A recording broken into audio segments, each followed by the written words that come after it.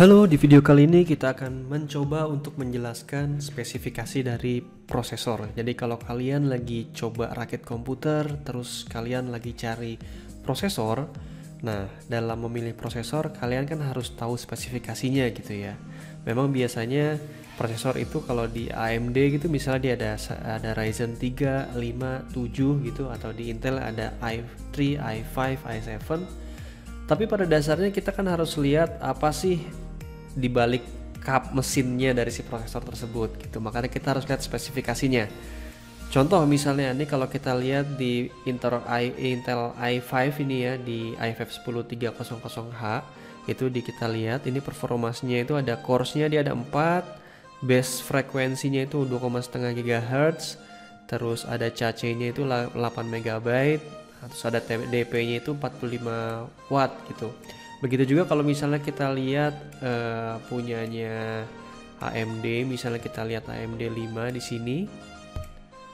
Oke, kita lihat spesifikasi di sini sama, dia ada cores-nya, ada clock-nya, ada cache-nya. Cache-nya di sini dijelaskan lebih besar, ada L1, L2, L3. Terus habis itu ada TDP juga 65 watt. Jadi inti dari video ini adalah menjelaskan arti dari spesifikasi tadi. Nah, dengan menjelaskan ini, nanti pada akhirnya kita juga jadi akan ngerti gimana sih cara kerja sebuah prosesor mengolah data. Kalau kalian tertarik tentang informasi ini, tonton video ini sampai selesai. Oke, kita akan coba membahas spesifikasi pertama. Jadi kalau kita lihat di sini, itu ada yang namanya base clock atau clock dari sebuah prosesor. Oke. Nah, saya akan coba menjelaskan seperti ini. Jadi kalau misalnya kita anggap prosesor adalah sebagai sebuah rumah produksi atau sebuah pabrik gitu ya. Nah, prosesor ini kan bertugas untuk memberikan produk kepada kita sebagai pengguna komputer. Produknya apa? Tergantung. Kalau kita lagi main game ya produknya berupa game. Tapi kalau misalnya kita lagi kerja misalnya mungkin berupa Office. Tapi kalau misalnya kita lagi rendering video gitu ya berupa hasil video seperti itu. Nah, untuk memberikan produk tersebut, si prosesor kan pasti akan membutuhkan yang namanya material seperti itu.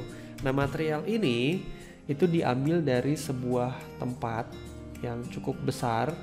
Anggaplah ini namanya adalah hard disk gitu ya di sini.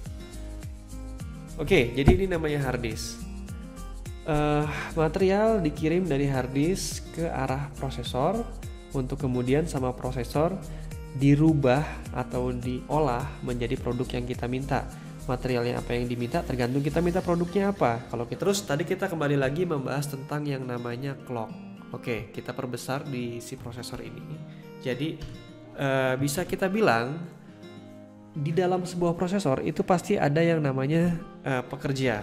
Jadi, nah, clock itu adalah kecepatan si pekerja merubah material tadi dirubah menjadi yang namanya produk.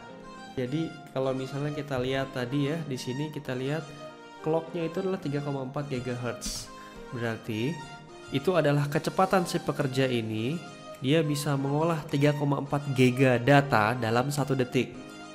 Seorang pekerjanya, oke? Jadi di sini ada yang namanya base clock, tapi ada juga yang namanya max boost clock. Nah, ini apa maksudnya? Jadi gini, kalau sama kayak seorang pekerja gitu ya. Kalau base clock itu adalah kecepatan normal dia bekerja. Nah, kalau max boost clock itu adalah kecepatan ketika dia dipaksa untuk bekerja lebih gitu. Nah, sama, seorang pekerja kalau dipaksa bekerja lebih, dia pasti akan capek dan dia pasti akan nuntut lebih gitu. Misalnya dia minta naik gaji gitu kan ya, atau minta makanannya lebih banyak. Sama, si pekerja di dalam prosesor juga seperti itu. Ketika kita paksa dia untuk bekerja lebih, maka biasanya dia akan minta daya listrik lebih tinggi dan menghasilkan capek. Kalau di prosesor capeknya itu dalam bentuk suhu, jadi panasnya akan meningkat seperti itu. Jadi kalau base clock ini adalah kecepatan normal, kalau max boost clock ini istilahnya kecepatan dipaksa lah seperti itu. Makanya max boost clock ini pasti biasanya lebih tinggi dari base clocknya. Bisa dibilang kalau kalian pernah dengar overclocking, ya ini sama kayak overclocking, tapi overclocking aman secara otomatis yang dilakukan sama si prosesor sendiri lah, seperti itu. Oke, sekarang kita ke spesifikasi kedua yang akan kita bahas, yaitu cores. Kalau clock tadi adalah kecepatan si pekerja itu bekerja. Nah, kalau cores itu sebenarnya adalah sama dengan si pekerja. Jadi jumlah pekerja. Jadi kalau tadi kita lihat di sini ada 6 cores, atau kalau yang di Intel di sini ada jumlahnya ada 4 coresnya, maka maksudnya itu adalah jumlah pekerjanya. Jadi misalnya kita anggap aja si prosesor atau si rumah produksi ini punya 4 core atau 4 pekerja, ya udah berarti dia ada 4. Seperti inilah nih, buat gambaran aja gitu ya. Oke, nah jadi si masing-masing core ini atau si masing-masing pekerja ini itu punya kecepatan kerja sejumlah base clocknya yang seperti ini, seperti itu. Tapi seandainya pun dia dipaksa untuk bekerja lebih, biasanya nggak keempat-empatnya akan mampu mencapai max boost clocknya 3,9 GHz. Biasanya dari 4 ini mungkin hanya 2 atau hanya 3, seperti itu, yang bisa sampai ke 3,9. Yang lainnya itu mungkin ya cuma sampai 3,6 seperti itu. Itu pun kalau suhunya mengizinkan, seperti itu. Artinya pendinginnya cukup kuat untuk menahan panas yang keluar. Oke, sekarang untuk cores sudah ngerti ya, kalau clock itu kecepatannya, kalau max boost clock itu adalah kecepatan ketika dipaksa. Kalau cores itu adalah jumlah dari si pekerjanya sendiri atau jumlah dari core-nya tadi sendiri dari sebuah prosesor. Sekarang kita akan lanjut ke spesifikasi selanjutnya, yaitu adalah thread. Oke. Nah, kita lihat di sini core-nya ada 6, thread-nya ada 12. Oke, misalnya kita lihat prosesor dari AMD yang lebih lemah nih, Ryzen 3 ya. Kita lihat di sini dia jumlah core-nya itu sama dengan jumlah thread-nya. Beda dengan yang tadi. Kalau yang tadi kan jumlah core-nya itu jumlah thread-nya itu 2 kali lipat jumlah core-nya. Jadi gini, kita coba jelaskan. Jadi kalau misalnya kalian pernah melihat pekerja itu sedang bekerja di pabrik, itu contohnya seperti ini ya. Ini ada si pekerja, terus ada juga yang namanya conveyor belt. Conveyor belt ini bertugas mengantarkan material kepada si pekerja untuk sama si pekerja dirubah menjadi produk, seperti itu. Nah, conveyor belt inilah yang dimaksud dengan si thread tadi. Jadi kalau misalnya kita coba gambarkan nih misalnya ya, si conveyor belt ini itu bisa jadi satu pekerja punya satu, bisa jadi satu pekerja punya dua. Oke, jadi si thread ini berfungsi untuk mengantarkan material kepada si pekerja untuk si material tadi dirubah menjadi produk, seperti itu. Jadi kalau punya thread 2, ini bukan berarti si pekerja ini bisa bekerja 2 kali lipat, enggak. Yang terjadi adalah dia kerjakan di salah satu thread atau salah satu conveyor belt tadi. Nah, kadang-kadang ketika pekerjaan di conveyor belt ini harus di stop. Kenapa di stop? Mungkin karena untuk pekerjaan ini membutuhkan core sebelahnya menyelesaikan pekerjaan lainnya dulu gitu. Jadi yang jadi mesti nunggu dulu gitu. Daripada dia nganggur, dia kerjain dari thread yang satunya lagi gitu. Jadi emang lebih menguntungkan kalau satu core itu punya 2 thread gitu misalnya. Kita lanjut kepada spesifikasi selanjutnya, yaitu adalah cache. Nah, ini semakin sulit ini untuk dijelaskan. Ya, ada cache L1, L2, L3 lagi. Jadi apa sih cache ini? Ini jelasinnya saya agak muter-muter dulu. Jadi gini, tadi di awal saya jelaskan bahwa data itu diambil dari hard disk. Datanya itu macam-macam. Ada data tentang video, ada data tentang game gitu ya, ada data tentang ya pekerjaan misalnya, dan lain-lain. Tergantung kita lagi butuh apa. Dan data ini kan banyak banget, jenisnya banyak banget, jumlahnya juga banyak banget. Oke, hard disk ini dia punya kelebihan, dia kapasitasnya besar, tapi dia kecepatannya lambat gitu. Udah kecepatannya dia lambat, transfernya juga dia pakai mode transfernya yang lambat juga, dia pakai SATA biasanya ya, seperti itu. Nah, core-core zaman sekarang itu kan udah cepet-cepet banget. Kalau misalnya semua data diambil dari hard disk, yang terjadi adalah si prosesor akan banyak nganggurnya. Kenapa seperti itu? Jadi gini, misalnya kita lagi ngedit video gitu, atau misalnya kita lagi main game lah. Si prosesor bilang, oke, gue mau main game, kirimin gue data game nomor sekian.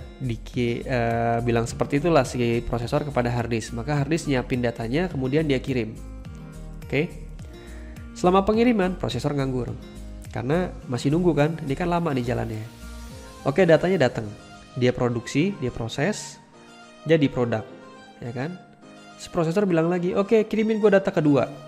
Nah si harddisk kerja lagi nih, dia kirim lagi, nunggu lagi si prosesornya, seperti itu. Jadi kalau cuma ngandelin harddisk yang ada prosesornya akan banyak nganggur. Kenapa? Karena prosesor zaman sekarang ini udah cepet-cepet banget, harddisk ini masih lambat, seperti itu. Maka ada yang namanya kita sebut sebagai memori atau RAM. Oke. Gitu. Nah, kalau RAM ini dia kan sudah langsung nempel di motherboard ya, dan dia lebih cepat dibandingkan harddisk gitu. Jadi untuk setiap kapasitasnya dia tuh lebih mahal gitulah dibandingkan harddisk. Makanya kalau harddisk tuh biasanya angkanya sekitar 500 GB atau misalnya 1 tera. Kalau RAM itu paling cuma 4 GB, 16 GB, seperti itulah. Lebih kecil, jauh dari harddisk tapi jauh lebih cepat. Oke.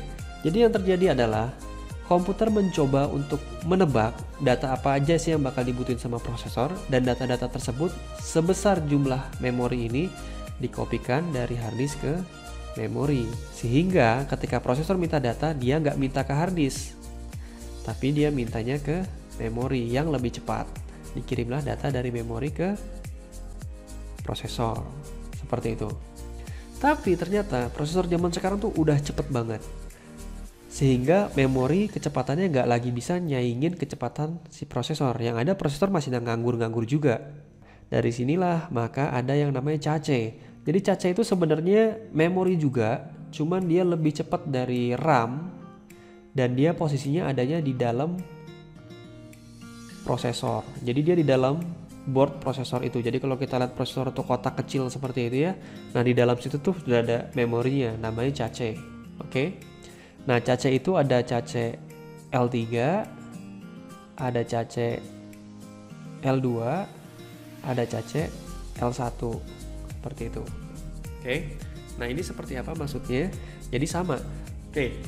L1 ini dia paling mahal karena paling cepat. Jadi karena mahal dia akhirnya cuma bisa kecil-kecil aja lah gitu. Jadi kapasitasnya paling kecil. L2 ini sedang. Dia kapasitasnya lebih besar dari L1 tapi kecepatannya kalah sama L1. Nah L3 ini paling besar. Dia kecepatannya dibanding cache lainnya paling lambat tapi dia ukurannya paling besar. Coba kita lihat ya di spesifikasinya AMD misalnya. Di sini kita lihat L3-nya itu sampai 4 MB, L2-nya cuma 2 MB, lebih kecil ya setengahnya, dan L1-nya cuma 384 KB. Terus biasanya itu kalau L3 ini dipakai rame-rame, semua cores bisa pakai. Makanya L3 ini biasanya disebut juga sebagai share cache lah, seperti itu. Tapi kalau L2 sama L1 ini biasanya setiap core dia punya sendiri-sendiri gitu. Jadi dia kecil-kecil tapi masing-masing core punya sendiri-sendiri. Udah ngerti ya maksudnya seperti apa kira-kira? Kita lanjut lagi ke pada spesifikasi selanjutnya, TDP. TDP itu artinya adalah Thermal Design Power. Nah itu apa? Jadi gini, sebagaimana sebuah pabrik itu kan pasti dia membutuhkan listrik. Nah gitu. Makanya TDP ini satuannya adalah listrik. Ini 35 watt, ada 65 watt, ada 95 watt, ada 105 watt. Tergantung apa? Ya sama, pabrik juga tergantung mesin-mesin di dalamnya, tergantung pekerja yang ada di dalamnya. Seperti itu. Jadi TDP ini bisa dibilang adalah kebutuhan maksimal dari sebuah prosesor ketika dia dijalankan secara normal, secara default gitulah, nggak di overclocking. Oke. Nah, TDP ini fungsinya apa? TDP ini biasanya digunakan untuk menentukan jenis pendingin atau kipas yang diperlukan oleh si prosesor. Jadi kipas itu biasanya dibagi berdasarkan TDP-nya. Oh, kipas ini buat prosesor TDP sampai sekian. Kipas ini buat TDP sampai sekian. Seperti itu. Nah, makanya biasanya kalau prosesor di overclock itu biasanya dia dikasih listrik lebih dari TDP-nya. Itu dan akhirnya dia harus ganti juga kipasnya dengan yang lebih kuat gitu, karena dikasih listrik lebih banyak, kerja lebih kuat, kerja lebih cepat, panasnya akan lebih tinggi sehingga butuh pendingin lebih bagus. Oke, mungkin itu aja yang bisa saya sampaikan. Semoga bermanfaat. Kalau misalnya ada informasi yang salah dari saya, mohon maaf, bisa ditaruh di komen, sekalian tolong dibenerin. Kalau kalian merasa video ini bermanfaat dan kalian suka, silahkan di like dan jangan lupa di subscribe karena